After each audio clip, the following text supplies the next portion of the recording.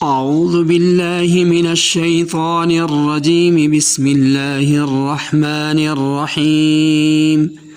وبشر الذين آمنوا وعملوا الصالحات أن لهم جنات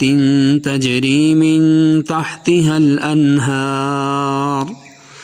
كلما رزقوا منها من ثمرة رزقا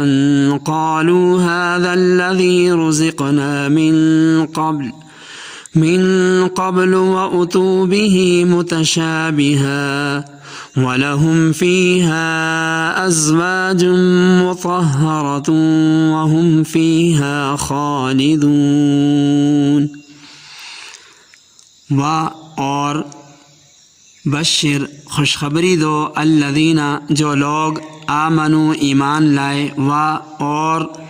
عملو انہوں نے عمل کیے الصالحات نیک انا کہ لہم ان کے لیے جنات باغات تجری بہتی ہیں من سے تحتہا ان کے نیچے انہار نہریں کلما جب بھی رزقو کھانے کو دیا جائے گا منہا اس سے من سے ثمرہ کوئی پھل رزقاً رزق قالو وہ کہیں گے ھذا یہ الذی وہ جو کہ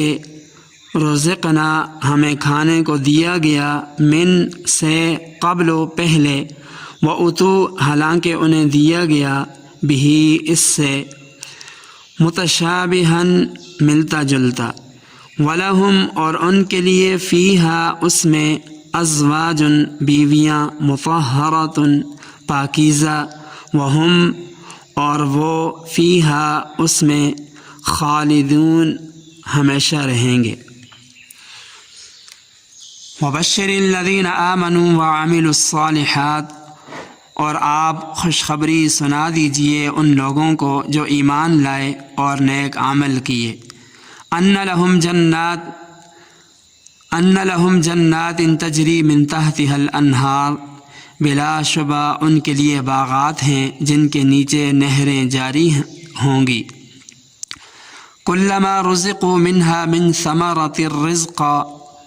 جب کبھی بھی ان کو ان باغوں میں سے کوئی پھل بطور غذا کے دیا جائے گا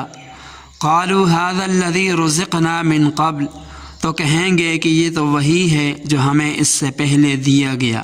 وَأُتُوا بِهِ مُتَشَابِهًا اور ان کو ہم شکل پھل دیے جائیں گے وَلَهُمْ فِيهَا أَزْوَاجٌ مُطَهَّرَةٌ اور ان کے لیے ان باغوں میں بیویاں ہوں گی جو پاکیزہ بنائی ہوئی ہیں وَهُمْ فِيهَا خَالِدُونَ اور وہ ان باغوں میں ہمیشہ ہمیشہ رہیں گے. ماقبل آیات میں تصدیق رسالت صلی اللہ علیہ وسلم کے سلسلے میں قرآن کریم کی حقانیت ثابت کرنے کے لیے تمام منکرین کو چیلنج دیا گیا اور کہا تھا کہ اب جو بھی اس قرآن کریم کا منکر ہوگا اور نبی پاک صلی اللہ علیہ وسلم کی نبوت سے انکار کرے گا تو وہ آخرت میں جہنم کے عذاب کے اندر مبتلا ہوگا. اب ان کے مقابلے میں اس آیت میں بشارت اور خوشخبری سنائی جاتی ہے ان کو جو اس قرآن کریم پر ایمان رکھنے والے ہیں، اس کو اللہ تعالیٰ کا کلام سمجھتے ہیں اور محمد عربی صلی اللہ علیہ وسلم جن پر یہ کلام نازل ہوا ان کو اللہ کا سچا رسول مانتے ہیں کہ آخرت میں ان کو جنت کے باغات نصیب ہوں گے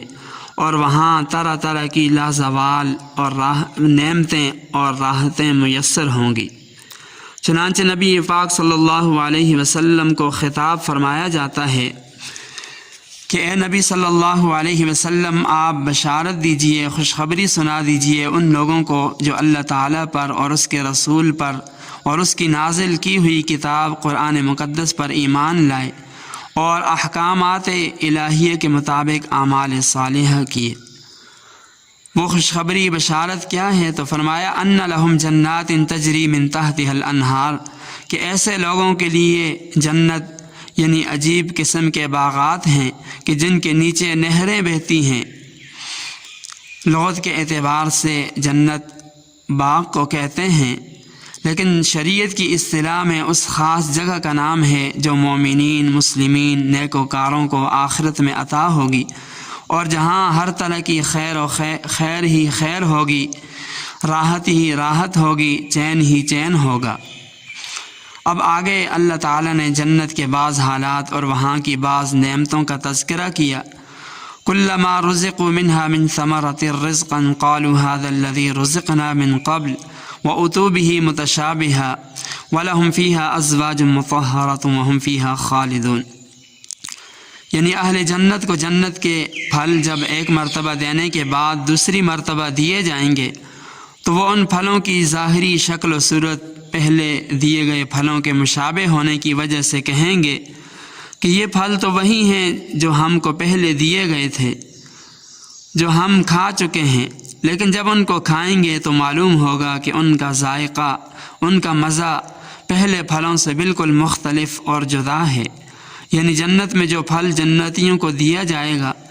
وہ ظاہری شکل و صورت میں پہلے دیے گئے پھلوں سے ملتا جلتا ہوگا، مگر ذائقہ ہر ایک کا جدا جدا ہوگا۔ بعض حضرات مفسرین فرماتے ہیں کہ پھلوں کے مشابہ ہونے سے یہ مراد ہے